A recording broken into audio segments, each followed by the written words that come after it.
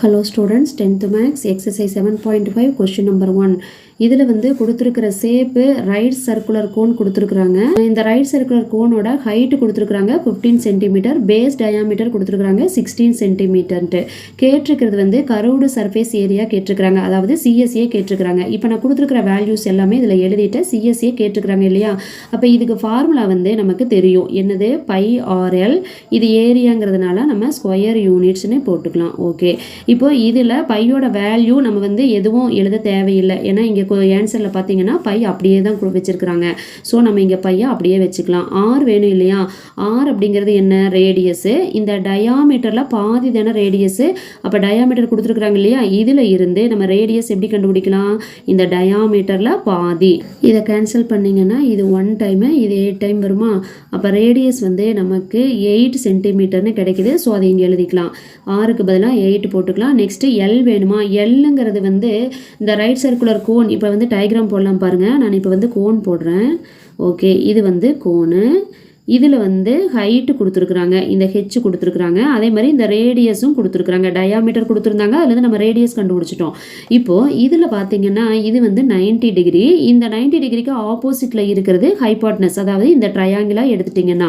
ஆனால் இந்த கோனில் இதை வந்து தான் நம்ம ஸ்லாண்டிங் ஹைட் எல்னு சொல்லுவோம். அப்போ நமக்கு எல் வேணும் அப்படின்னா நம்ம இங்கே பித்தாகரஸ் தியரத்தை யூஸ் பண்ணணும். நமக்கு L square is equal to 90 டிகிரிக்கு ஆப்போசிட் இருக்கிறது ஹைபாட்னஸ் இல்லையா? அப்போ இங்கே வந்து எல்னு எடுத்துக்கிறோம். அப்போ L square is equal to இந்த மிச்சம் இருக்கிற 2 சைடை ஸ்கொயர் பண்ணி ஆட் பண்ணணும். அப்போ H square plus R square.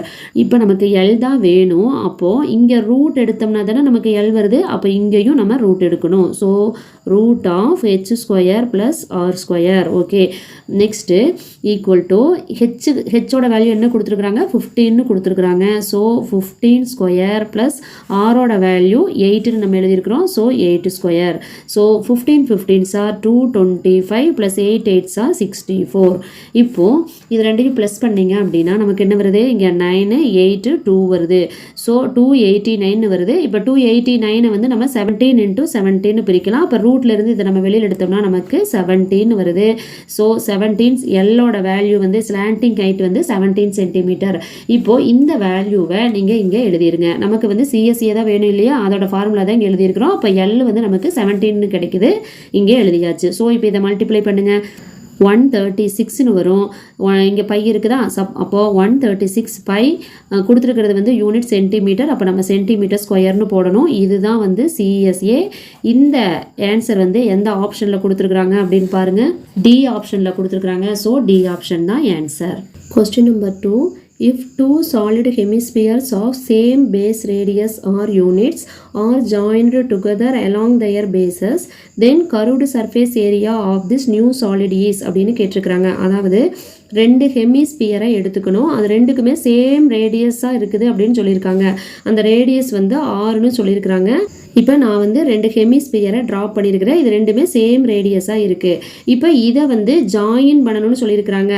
Along their bases. இந்த 2 பேஸையும், அதாவது இதுக்கு இது பேஸு, இந்த ஹெமிஸ்பியருக்கு இது பேஸா, இது ரெண்டையும் ஜாயின் பண்ணால் நமக்கு என்ன ஷேப் கிடைக்கும்? நமக்கு வந்து ஸ்பியர் தான் கிடைக்கும். ஏன்னா சாலிட் ஹெமிஸ்பியர்னு சொல்லியிருக்கிறாங்க இல்லையா? அப்போ நமக்கு ஸ்பியர் கிடைக்கும். ஓகே, அப்போது இந்த ஸ்பியரோட கர்வ்டு சர்ஃபேஸ் ஏரியா தான் கேட்குறாங்க.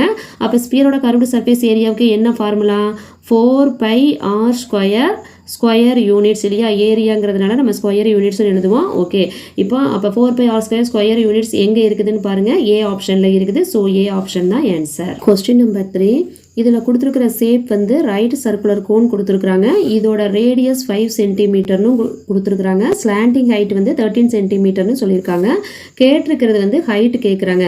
இப்போ நான் வந்து கொடுத்துருக்கிற வேல்யூஸ் எல்லாம் எழுதிட்டேன். இதுக்கு நம்ம டயக்ராம் போடலாம் பாருங்கள். இது வந்து கோன். ஓகே, இந்த கோனில் ஹைட்டு வந்து இது, ரேடியஸ் இது, ஸ்லாண்டிங் ஹைட் இது. ஹைட்டு ஹெச்னு எடுத்துக்கலாம். Radius 6, slanting height L. Okay, இப்போ கொடுத்துருக்கிறது வந்து ரேடியஸ் கொடுத்துருக்குறாங்க. ரேடியஸ் வந்து 5 சென்டிமீட்டர் அப்படின்னு கொடுத்துருக்குறாங்க. நெக்ஸ்ட்டு ஸ்லாண்டிங் ஹைட் வந்து 13 சென்டிமீட்டர்னு கொடுத்துருக்குறாங்க. இந்த ஹைட்டு தான் கேட்குறாங்க. ஓகே, இப்போது நம்ம இதை வந்து ஒரு ட்ரையாங்கிளாக எடுத்துக்கலாம். ரைட்டு ட்ரையாங்கிள், ஏன்னா இது 90 டிகிரி. அப்போது இங்கே வந்து நம்ம பித்தாகரஸ் தியரத்தை யூஸ் பண்ணலாம். பித்தாகரஸ் தியரம் வந்து இந்த ரைட்டு ட்ரையாங்கிளுக்கு நம்ம எப்படி யூஸ் பண்ணுவோம்? இந்த 90 டிகிரிக்கு ஆப்போசிட்டில் இருக்கிறதா ஹைபாட்னஸ் இல்லையா. இங்கே ஹைபாட்னஸ் வந்து எல்லாம், அப்போ L square is equal to இந்த மற்ற ரெண்டு சைடையும் நம்ம ஸ்கொயர் பண்ணி ஆட் பண்ணணும். அப்போ H square plus R square அப்படின்னு வருமா. நமக்கு தேவை வந்து இந்த ஹெச் தான் கேட்டிருக்கிறாங்க. அப்போது நமக்கு வந்து ஹெச் இங்கேயே வச்சுட்டு ஆரை வந்து நீங்கள் லெஃப்ட்டில் கொண்டு வந்துட்டீங்க அப்படின்னா L square minus R square equal to H ஸ்கொயர்னு வருமா. நமக்கு தேவை ஹெச் தான். அப்போ நம்ம வந்து இந்த ஹெச் ஸ்கொயரை லெஃப்ட்டில் கொண்டு வந்துக்கலாம். இந்த ஈக்குவேஷனுக்கு லெஃப்ட்டில் இருக்கிறது ஃபுல்லுமே ரைட்டில் கொண்டுட்டு போயிடலாம். இப்போ ரெண்டு சைடும் நம்ம ரூட் எடுத்தோம்னா நமக்கு இங்கே வந்து ஹெச் கிடைச்சிரும். அப்போ இங்கே ரூட் வருமா.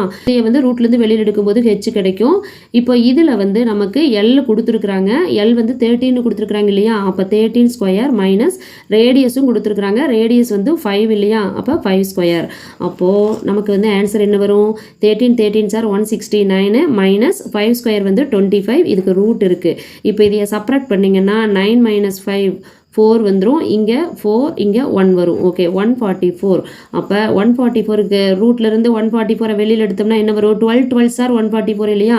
அப்போ 12 நம்ம வெளியில் எடுக்கலாம். அப்போ ஹெச்சோட வேல்யூ 12 கொடுத்துருக்குற யூனிட்டு சென்டிமீட்டர். அப்போ 12 சென்டிமீட்டர் தான் ஆன்சர். இந்த ஆன்சர் வந்து எந்த ஆப்ஷனில் இருக்குது அப்படின்னு பாருங்கள். ஏ ஆப்ஷனில் இருக்குது. ஸோ ஏ ஆப்ஷன் தான் answer. Question number 4. If the radius of the base of a right circular cylinder is halved, keeping the same height அப்படின்னு கொடுத்துருக்குறாங்க. அதாவது ஒரு ரைட் சர்க்குலர் சிலிண்டரோட, இங்கே ரைட் சர்க்குலர் சிலிண்டர் தானே கொடுத்துருக்குறாங்க. ஒரு ரைட் சர்க்குலர் சிலிண்டரோட பேஸோட ரேடியஸ். அப்போ இந்த ரேடியஸ், அதாவது இப்போ சிலிண்டர் நம்ம ட்ராப் பண்ணோம் அப்படின்னா பாருங்கள், இங்கே சிலிண்டர் ட்ராப் பண்ணுறேன். இது ஒரு சிலிண்டர். இந்த சிலிண்டரோட ரேடியஸ் வந்து ஆஃப் ஆயிருதான். இப்போ முதல்ல வந்து 6 இருக்குது அப்படின்னா 6ல் பாதி எவ்வளவு, R/2 இல்லையா. ஓகே அங்கே கொடுத்துருக்குறாங்க. தென் சேம் ஹைட் அப்படின்னு கொடுத்துருக்குறாங்க. தென் the ratio of the volume of the cylinder thus obtained to the volume of original cylinder is அப்படின்னு கேட்குறாங்க. அப்புறம் கேட்டிருக்கிறது ரேஷியோ. எதோட ரேஷியோ, ரேடியஸ் குறைஞ்சிருக்குதுன்னு சொன்னாங்க இல்லையா. அந்த சிலிண்டரோட வால்யூமுக்கும் the volume of original cylinder, அது நார்மலாக முதல்ல இருந்த சிலிண்டரோட வால்யூமுக்கும் இருக்கிற ரேஷியோவை கண்டுபிடிக்கணும். இப்போ நான் வந்து அவங்க கேட்டிருக்கிறத அப்படியே எழுதிட்டேன் பாருங்க.